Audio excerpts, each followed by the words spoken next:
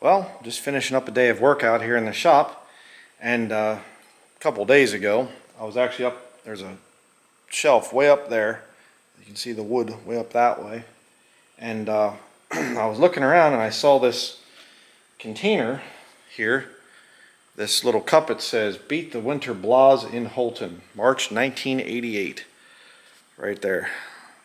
You can see that. And so I'm looking at it and I'm thinking, what's this stuff in the top there? What is this stuff? And I look and I see this number 25 sticking up. And I thought, what's 25? So I was looking at it, and all of a sudden I pulled one out and I thought, oh, okay, they're coin envelopes, or coin sleeves, not envelopes, coin sleeves. And you know, we have some other ones here that we got from the bank. The more modern looking ones are in there.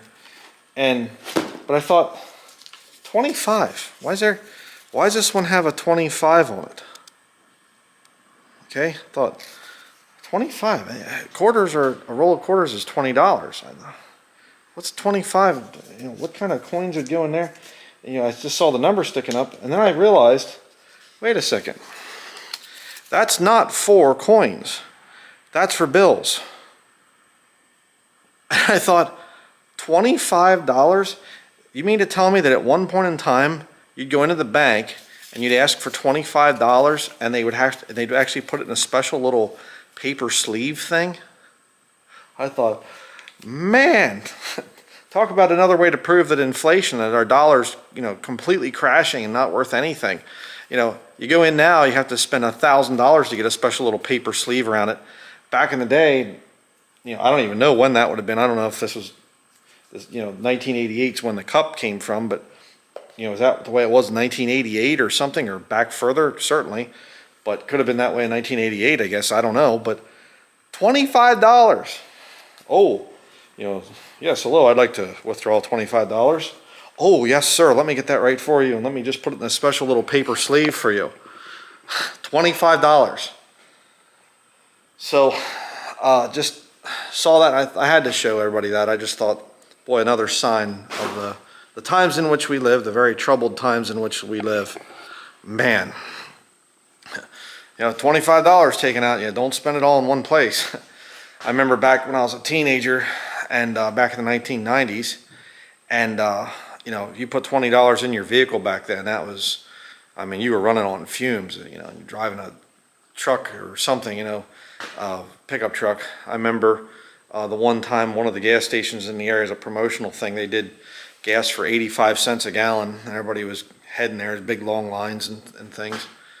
And but you know, I saw it around $1 for a while growing up. You know, but a little bit less than $1 and things. But yeah.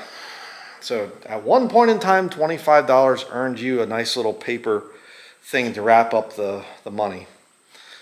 So, but don't you worry, because the government has our best interests. Well, actually, no, they don't have our best interests. They have the banking interests in mind, and they're going to do what's best for the bankers.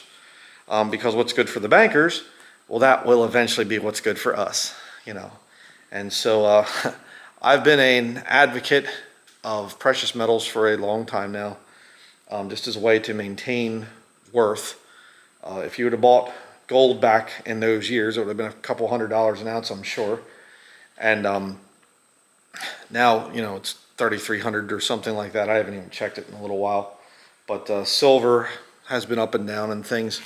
But you have to look at the Bible and make the Bible your standard. And in the Bible, there's no such thing as paper currency.